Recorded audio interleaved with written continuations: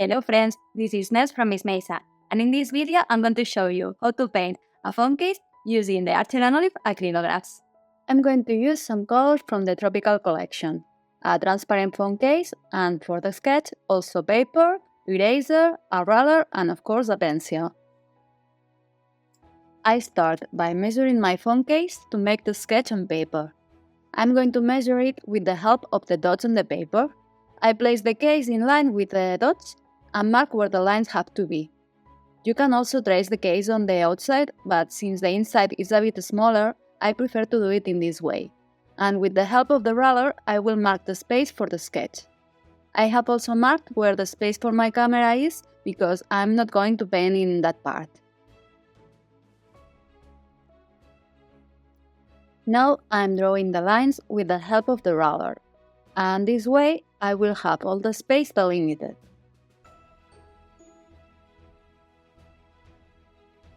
And once finished, I can make the sketch of what I want to paint in the case.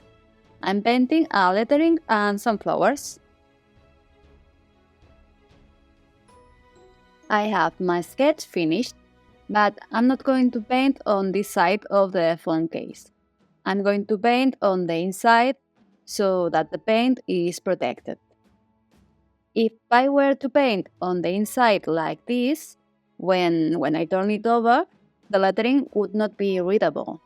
So what I have to do is to turn the drawing over. And for that, what I'm going to do is I'm going to take it out of here and trace it on the other side with the help of a light box or on a window. I'm going to do magic again, and I have the drawing ready to start working. To make it easier to use, I have cut out the sketch and I'm going to attach it to the cover with some washi tape. Be careful to put it in the right place. Now I put some washi tape on the top and some on the bottom, and I can start tracing the drawing with my acrylographs.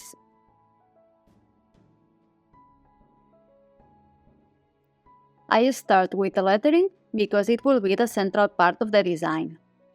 I am quite slow at painting, but I have sped up the video to show you the complete painting. Don't try to rush, just take your time and relax painting. As you can see, it is a bit strange to do a lettering in reverse, and that is why for this I recommend you to sketch before. Although if you are going to do only flowers or drawings, you can do it directly. Don't worry if you don't cover the drawing perfectly or if the lines are a little thin or uneven, because we will paint a second layer in which we will correct all the details. Now I'm going to paint the flowers. As I said, this is accelerated, but I'm painting slowly so that the paint comes out well. As you know, if the paint doesn't come out right, you just have to shake the acrylograph.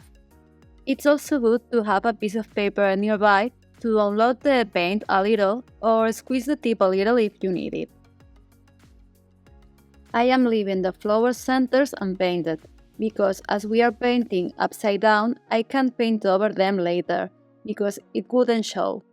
So if you are going to paint in layers, you have to do it in the other way around, painting the last things you will normally paint first. In fact, if you find it easier, you can start by painting the center of the flowers, then the petals, and finally the stems and leaves. I just have to paint the center of the flowers and the first layer will be finished.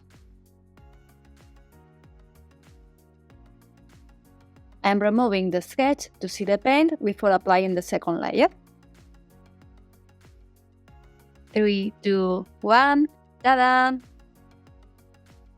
Before going on, check how your drawing is, if you already like it this way, or if you want to improve some strokes as I'm going to do. If at some point you make a mistake or get out of the drawing, you can wipe it off with a Q-tip or a little bit of damp paper towel. If it's only a little, You can also let it dry for a few seconds and remove it carefully with your fingernail, like this.